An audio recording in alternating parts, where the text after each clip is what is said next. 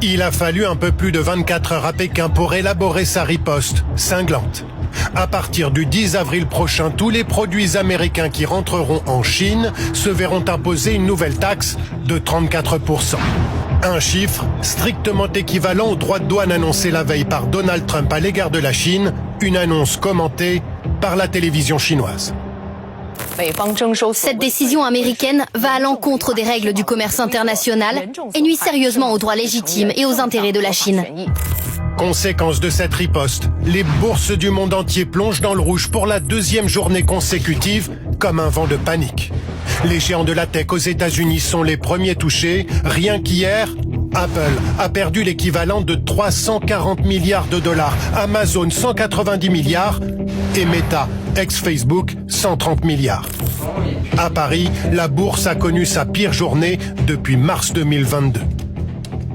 Donald Trump a pris la parole à 22h. Là, il a énoncé toutes les taxes qu'il allait mettre. Le marché s'est fortement cassé la figure. Donc là, on est vraiment sur un marché en totale déconfiture.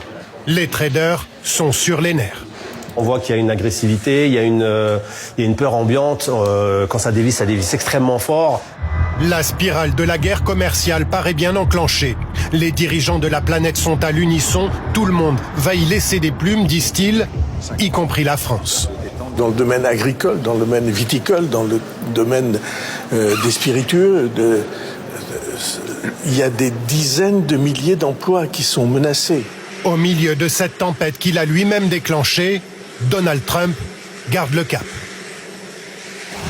Aux nombreux investisseurs qui viennent aux États-Unis pour investir d'énormes sommes d'argent, mes politiques ne changeront jamais. C'est un super moment pour devenir riche. Le président des États-Unis contredit immédiatement par le président de la Banque centrale de son propre pays qui parle d'un risque de déconvenue pour l'économie américaine.